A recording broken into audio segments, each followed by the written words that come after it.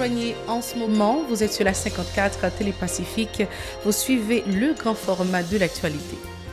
Au sommaire de cette nouvelle page, commémoration du 8e anniversaire du séisme dévastateur de 2010, la mairie de Port-au-Prince fera le 12 janvier une offrande florale au mausolée du cimetière de Port-au-Prince. Le chef de l'État posera la première pierre de la reconstitution du Palais national. Le vice-président de la Chambre basse fraîchement élu à ce poste, Caleb Desrameaux, plaide en faveur d'une assistance psychologique en faveur des personnes encore sous le choc de la tragédie de 2010. Le général de brigade Georges-Pierre Monchotte, l'un des responsables de la MINUJUST, reconnaît jeudi que des policiers nationaux ont perpétré des exactions sur des membres de la population lors de l'opération de Gravine en décembre dernier. Fin vendredi de la visite de 4 jours à Port-au-Prince du conseiller pour les questions de police des Nations Unies, Luis Carrillo, objectif évaluer la mise en œuvre du mandat de la MINUJUST. Le Conseil supérieur du pouvoir judiciaire, CSPJ, a remis à la commission d'amendement de la Constitution ses recommandations. Le député Jerry Tardieu, président de cette structure, se félicite de cette initiative. Restez branchés, les détails, c'est tout de suite.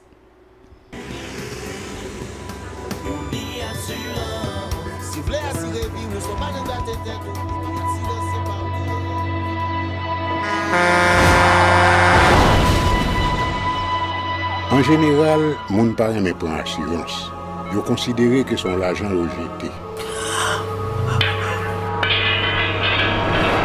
Et pourtant, l'argent assurance te doué dans budget ou à côté l'argent caille avec l'argent mangé. Li là pour les deux ou traverser un mauvais pas. Gardez tout à côté ou. Ouais comment gros problème qu'on entre sur monde sans attendre. Mandez Dieu pardon, ça qu'arrive autour. Une assurance dit ou précaution pas capon. Les malheurs arrivés, les faux amis flair à saison a fait comme si on pas de jambe connaît ou. Une assurance après rita vers ou pour le dire continuer vivre la vie ou quitter ce course là dans main nous. Une assurance. Vivez en toute assurance. Encore merci pour votre fidélité à la Télépacifique. Place maintenant au développement de ce journal. Parlons tout de suite de cette journée que tout le monde attend, qu'est le 12 janvier. Plusieurs activités seront notamment organisées vendredi dans la capitale haïtienne pour marquer le 8e anniversaire du séisme dévastateur de 2010. En dehors de l'office religieux pour saluer la mémoire de près de 300 000 personnes victimes de cette tragédie, la mairie de Port-au-Prince annonce le dépôt d'une gerbe de fleurs au mausolée du cimetière de Port-au-Prince. Officiellement, aucune cérémonie n'est programmée sur le site de Titania, sur la route nationale numéro 2, où est érigé le mémorial national du 12 janvier. Toutefois, le président de la République, Jovenel Moïse, fera la pose de la première pierre de la reconstitution du Palais national. Autre dossier sur le tremblement de terre de 2010, des citoyens dénoncent la multiplication des constructions anarchiques dans le pays alors qu'elles représentaient l'un des facteurs ayant occasionné le plus de pertes en vies humaines suite au passage du séisme. Ils accusent les autorités du pays de n'avoir pas pris des dispositions pour faciliter la mise en application des lois régissant le secteur de la construction. Mario Sylvain nous présente un reportage. De 12 janvier à nos jours, fait 8 ans depuis une catastrophe naturelle qui est passée dans le pays. Et comme si que pas grand changé. C'est même mentalité, moun yo toujours construit même gens. Canapé vert, cité de Dieu, monde l'hôpital, les constructions anarchiques se multiplient et fragilisent davantage l'environnement physique, ceux des halls des résidents. Ils se disent particulièrement inquiets du fait que le non-respect des normes antisismiques avait provoqué l'effondrement de nombreuses constructions lors du séisme de 2010, occasionnant des pertes énormes en vies humaines. Dans la zone ghetto, qui cité de Dieu, Solino et la trier sous fort, donc la construction c'est toujours anarchique, toujours continuer. Pour la plus belle.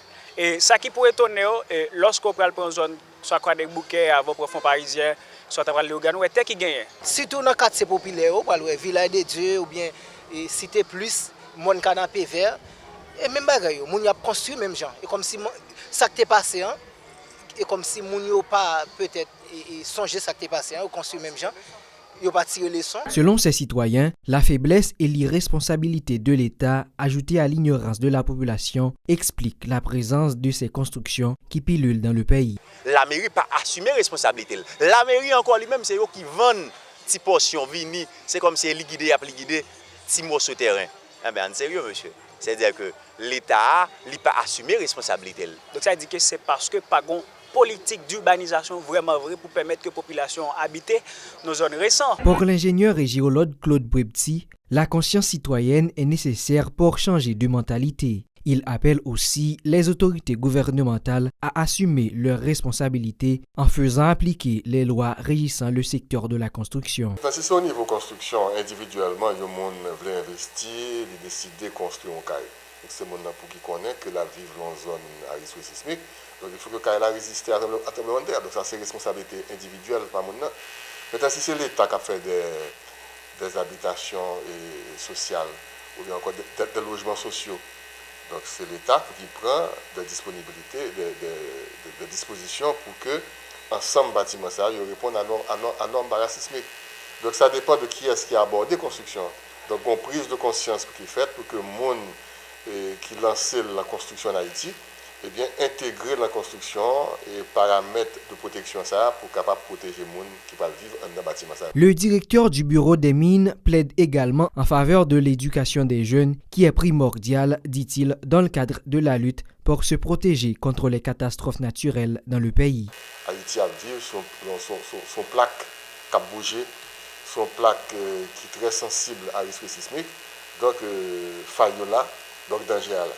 Donc, c'est un constat qu'il faut un programme dans l'école, côté qui est intégré et consigné, pas seulement pour le tremblement de terre, mais pour tous les types de menaces naturelles, telles que inondation, cyclone, glissement de terrain, tremblement de terre, volcan. Il faut que c'est des phénomènes qui étudient dans l'école depuis kindergarten, ils ont montré qui source phénomène, qui côté de sortie, pour qui ça existait sur la terre, et leur arrivée, qui dégâts qu'ils ont fait, qui comportement qu'ils ont face à ce phénomène. Donc, pour être capable de développer des réflexes, ce n'est pas le fait pour ne pas réfléchir pour qu'on ça pour faire. Il faut que automatiquement le réflexe là sorti. Donc, ça m'a demandé quand même une formation continue depuis kindergarten jusqu'à ce qu'on arrive dans l'université. Il faut qu'il fasse formation. Même j'ai refait le Japon, refait le Chili. On ne pas paniquer, le prendre la rue. C'est parce que la culture du risque est quand même ça. Le puissant séisme de 2010 avait provoqué environ 300 000 morts en Haïti. Selon les observateurs, la précarité des conditions de vie de la population est l'un des facteurs à l'origine de ce lourd bilan il y a 8 ans.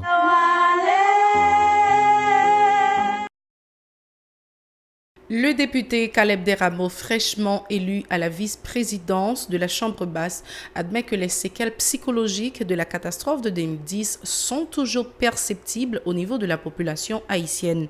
Il en veut pour preuve le fait que ce drame continue d'alimenter quotidiennement les conversations. Selon lui, de nombreuses personnes ont encore besoin d'assistance et de protection 8 ans après le séisme meurtrier. Reportage.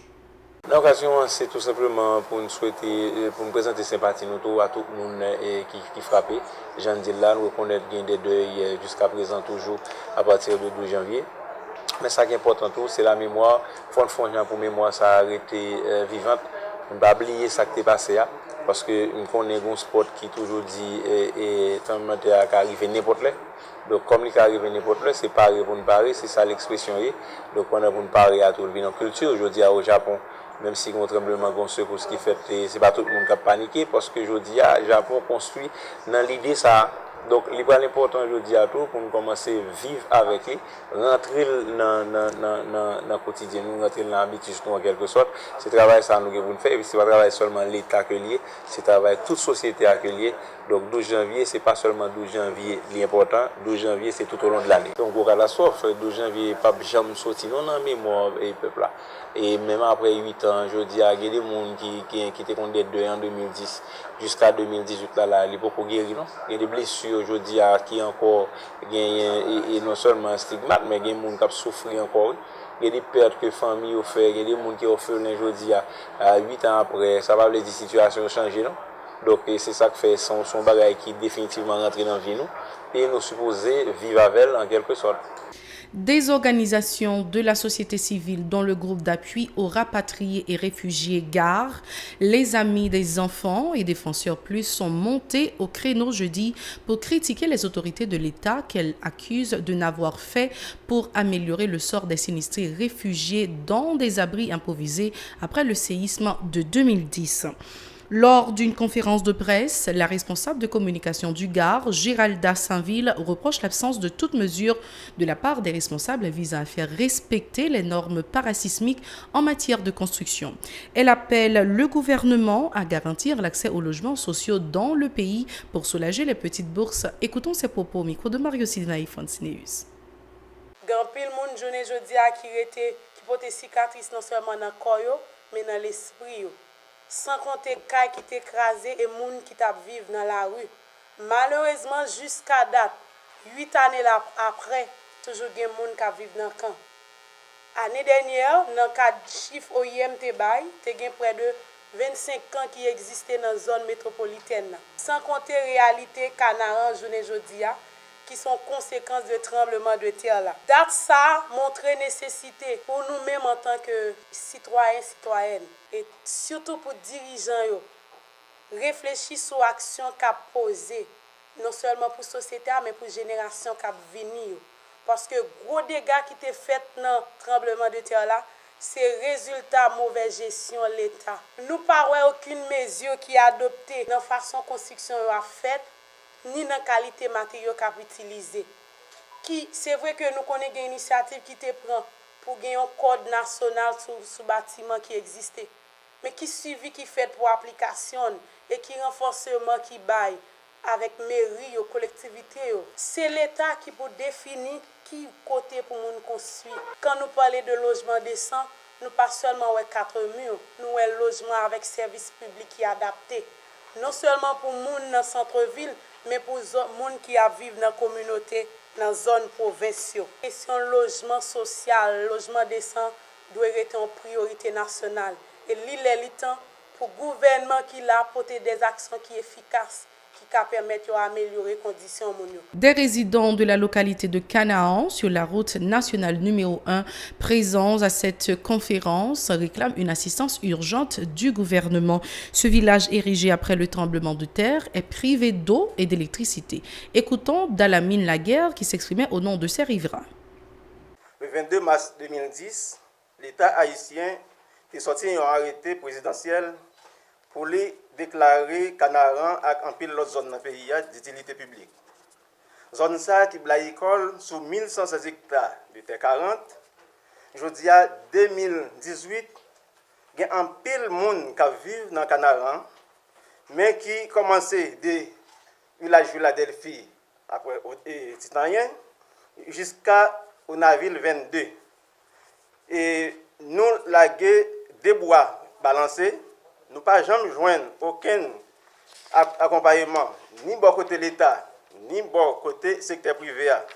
Même communauté internationale là, pas accompagner nous, parce que journée aujourd'hui, nous pas gagner de l'eau potable, marché public, électricité, l'école classique, professionnelle et université. Nous réclamer présence bureau l'État, tant que tribunal, ONI, État civil, DGI, commissariat. C'est une raison, code 15 Canaran, mandé pour gagner un comité de 3 membres qui pour diriger Canaran, pour permettre que Canaran développe avec propre zèle pâle. Haïti Sécurité, le Conseil pour les questions de police des Nations Unies, Luis Carrillo, a réitéré jeudi l'engagement de la mission des Nations Unies pour l'appui à la justice en Haïti, MINUJUST, à travailler avec la police nationale en vue de garantir l'ordre public dans le pays. L'officier onusien s'exprimait lors d'une conférence de presse au local de la MINUJUST à Clairsine dans le cadre de sa visite de 4 jours en Haïti qui arrivera à terme le 12 janvier. Monsieur Carrillo s'est notamment entretenu avec le directeur général de la PNH, Michel-Ange Gédéon. Ses propos sont recueillis par Jean-Maxon Dorsey et Eric Garnol. Ma visite a été bien sûr dans ce cadre global pour améliorer. Bien sûr, notre but, c'est toujours d'améliorer la qualité de vie de la population. Et dans ce cadre, la composante de police sous la direction de notre représentant spécial, en coordination avec les autres piliers. À l'interne, je me rencontre ici avec mon collègue de droits de l'homme, du côté juridique, de la partie politique, ainsi aussi, bien sûr, de l'information publique, parce que c'est dans cet ensemble qu'on est capable, bien sûr, de mieux apporter notre contribution à la police nationale d'Haïti et à la population haïtienne dans son ensemble.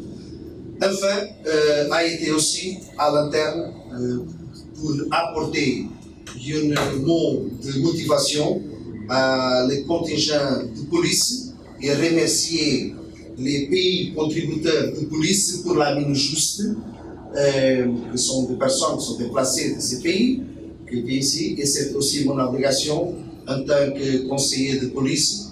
Comme l'a dit Sophie, j'étais récemment nommé le 1er novembre 2017, mais pour moi, j'ai choisi exactement la mine juste comme la première mission, parce que c'est la plus nouvelle mission des Nations Unies, et aussi c'est une mission qui est dans mon cœur parce que j'ai servi ici en 2013 et en 2014, et je suis très ravi de revenir en Haïti et de témoigner une évolution très positive au niveau global. Fin de ce journal, merci de l'avoir suivi. Nous avons pris beaucoup de plaisir à vous informer. Au revoir, à la prochaine.